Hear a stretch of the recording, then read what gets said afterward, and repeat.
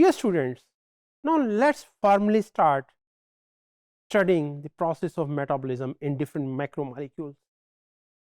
So, which macromolecule we should select the first? Of course, it cannot be other than carbohydrates.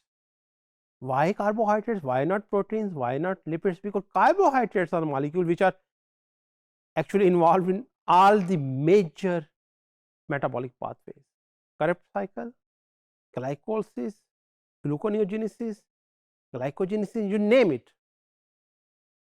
These carbohydrates are simple organic molecules. They are composed of carbon, hydrogen and oxygen, but the major thing that why they are used for metabolism so frequently, that they are readily available. You eat food, whatever food you eat, 70-20% it is coming from carbohydrates. Also, another very important aspect of carbohydrates, that is a primary source of food. Even if you are a carnivore, you depend upon carbohydrates for your food, because the carnivores take their food from the herbivores, and herbivores get their food from the plants. The plants are the primary source of carbohydrates. If there are no plants, maybe there will be no complex life around us, because plants are the major source of carbohydrates. Why? Because they are using sun for the process of photosynthesis. So, as a primary food, it is used so extensively as a primary food. So, that is why it is so important also for metabolism.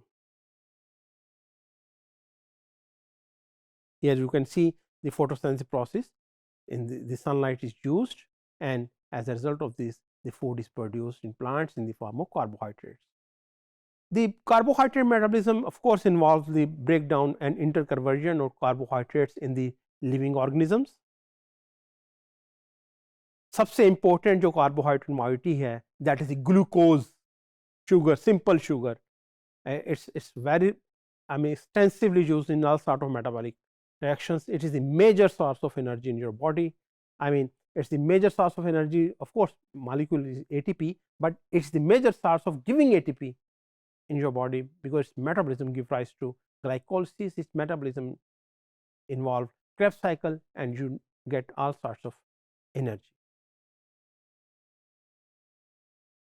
Cells take up the energy in response to different hormones. For instance, insulin is involved in the taking up of glucose, and which leads to the utilization of glucose, and ATP is produced because of the glycolysis here.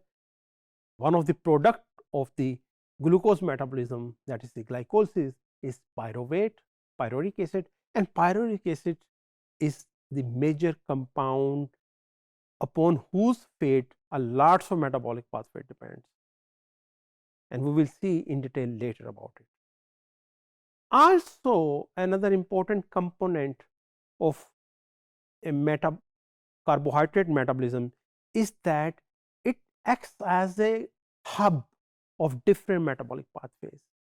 From glycolysis and from Krebs cycle, different sorts of metabolic pathways originate, give rise to the formation of different other molecules which are non-carbohydrates, but which are very important for the process of metabolism or for the structuring of the body.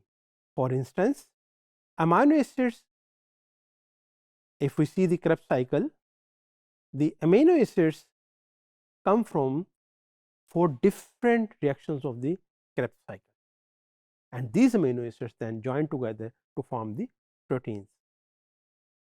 Then the lipids come from acetyl CoA, which again is a product of what we say the reaction which takes place, which leads to the formation of acetyl CoA from pyruvate.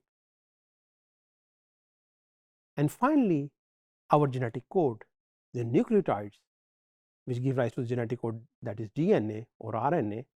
That genetic code is formed of nucleotides, which are also formed, purine and pyrimidine are also formed during different reactions which are involved the metabolism of amino acids, and we get the purine and pyrimidine.